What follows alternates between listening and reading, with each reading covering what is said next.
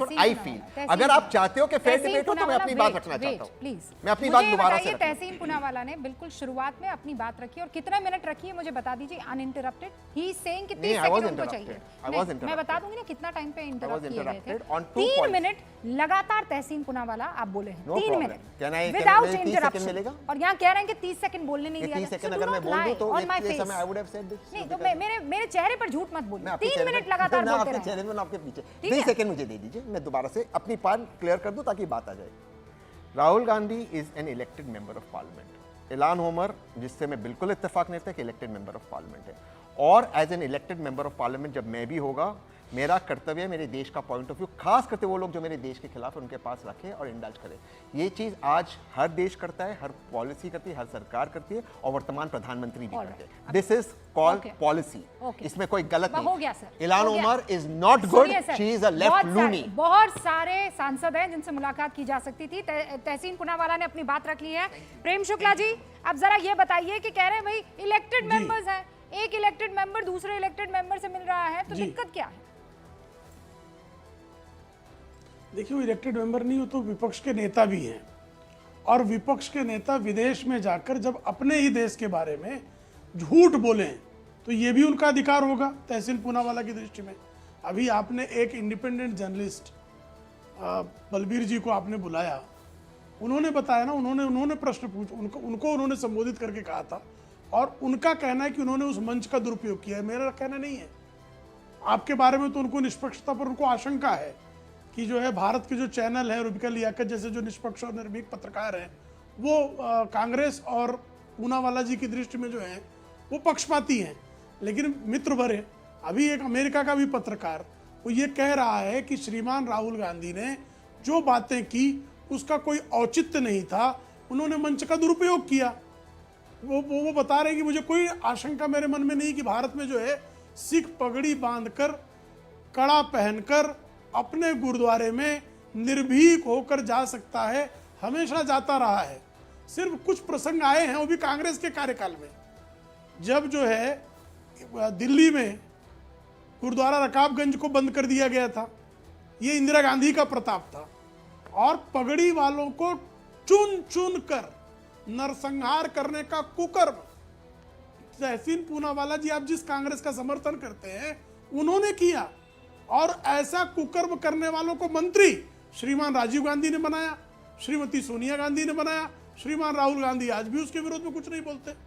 तो ये काम जो है, अगर कभी इस देश में दुर्भाग्यपूर्ण काम, हम जब भी किसी सिख को की तरफ देखते हैं तो हम बड़े गौरव बोध से उसकी तरफ देखते हैं कि इन्होंने जो है इस देश के समाज पर होने वाले निर्दयतापूर्ण अत्याचारों के विरोध में अपने शौर्य को प्रदर्शित किया।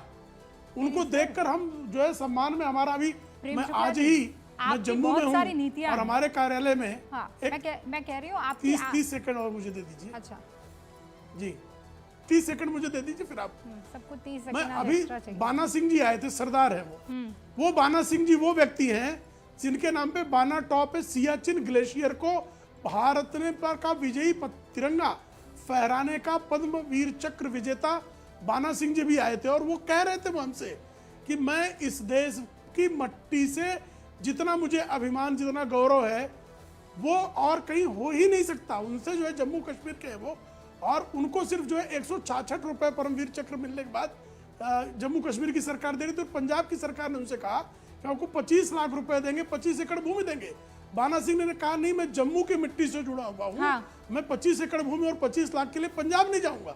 तो मिट्टी से जुड़ने वाले ऐसे जो संप्रदाय के लोग हैं, उनके प्रति हमारे मन में जबरदस्त आदर भाव है। अब ऐसे आदर भाव, और बाना सिंह जी ने कहा कि कांग्रेस के लोग जो बातें कर रहे हैं ये बहुत दुर्भाग्यपूर्ण आदर है। मैं ये कह रही हूँ दूसरी जमीन पर जाकर इस तरीके की बातें करना, एक एक बयान जिसकी आलोचना हो, जो कंट्रोवर्सी क्रिएट करे, ये करना ही क्यों?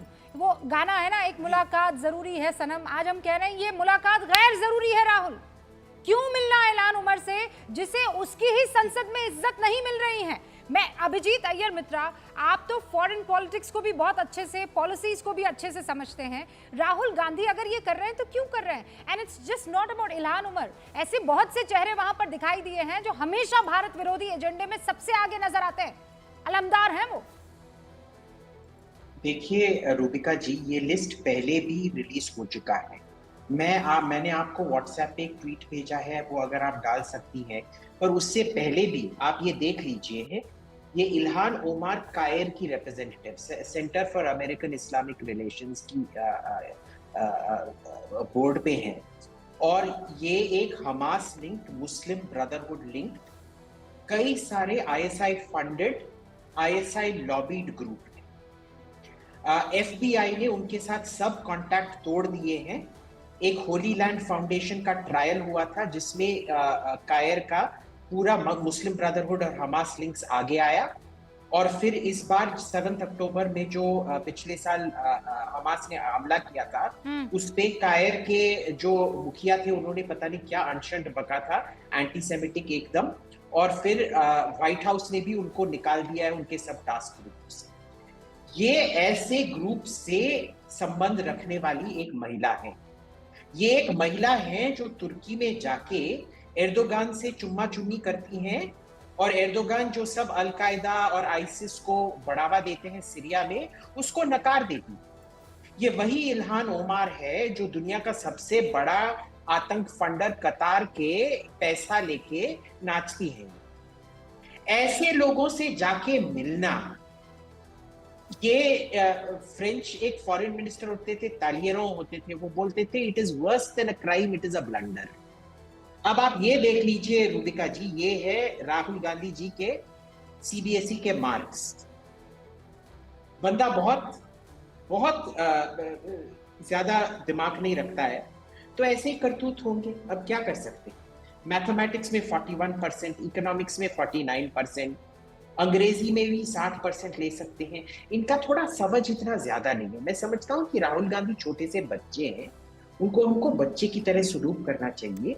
उनको अपने कार्यों का इतना कोई असर का कोई he doesn't understand the gravity of his actions।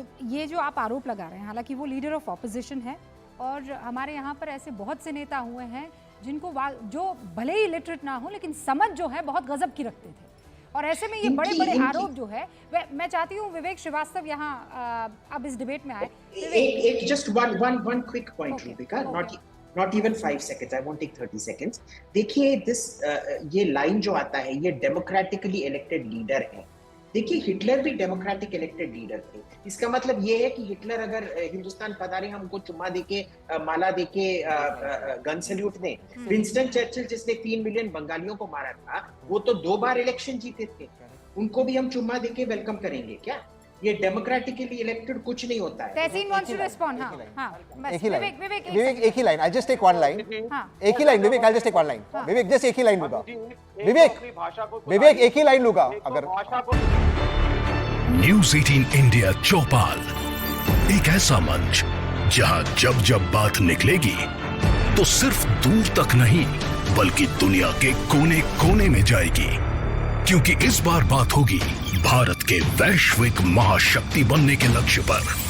सरकार, समाज, सेलिब्रिटी और स्पोर्ट्स स्टार्स के साथ न्यूज़ 18 इंडिया चौपाल देखिए सिर्फ न्यूज़ 18 इंडिया पर।